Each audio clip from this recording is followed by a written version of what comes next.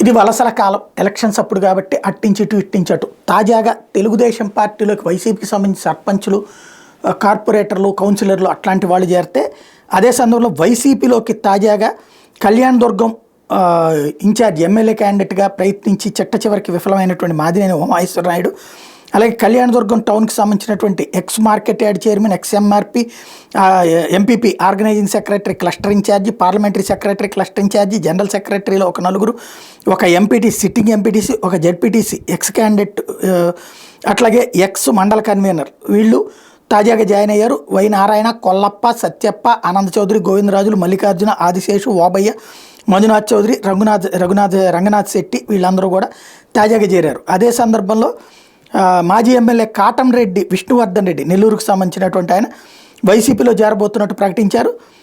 నాయకులు, కార్యకర్తల అభిమానులు సూచనలు సలహాల మేరకు జగన్ సమక్షంలో చేరుతున్నట్టు ప్రకటించారు. 3 రోజుల క్రితం నంద్యాల జిల్లా ఆళ్లగడ్డలో జగన్తో సమావేశమయ్యారు. ఏప్రిల్ మొదటి వారంలో కావల్లో జగన్ సమక్షంలో చేరేందుకు సిద్ధపడుతున్నారు.